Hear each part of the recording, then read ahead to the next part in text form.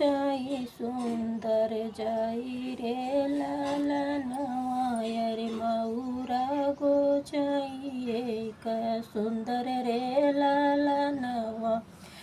मऊरा पहिरी दुल्हन गए ससुररिया रे गए ससुररिया रे सासु पूछाई एक बात रे लालनवा। कैसन के दुल्हे तोरे पापा से चाचा रे पापा से चाचा रे कैसन छोटे भाई रे लालनवा। कैसन छोटही भाई रे लालनवा। कैसन दुल्हे तोरा सग बहनोइया रे सग बहनोइया रे ओ नहिले सोहई बराती रे लालनवा।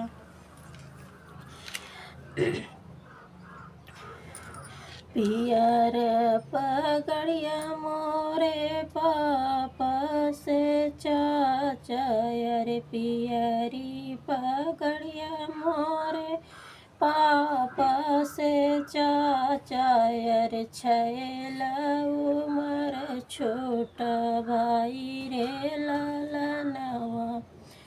करवा चढ़ले आवै सग बहनोइया रे ओ नहिले सोहई बराती रे लालनवा।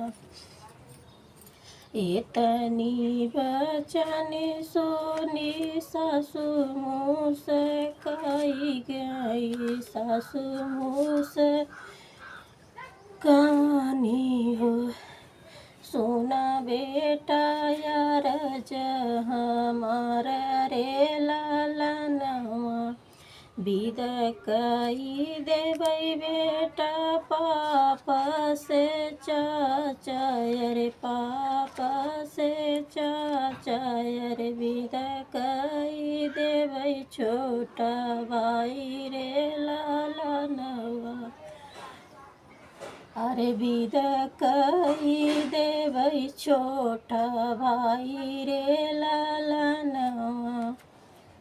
एक ही न विद करब सग बहनोइया रे सग बहनोइया रे जे करल सोहई बराती रे लालनवा।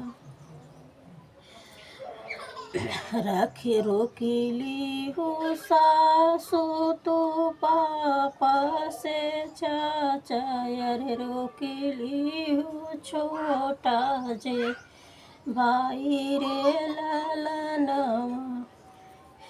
एक जीनी रोकू सासु सग बहनोइया रे दीदी जोहत होइया सास रे लालनवा रे बहिनी जोत होई है रहिया रे लालनवा रे अखियन डूरथ आंसू रे लालनवा।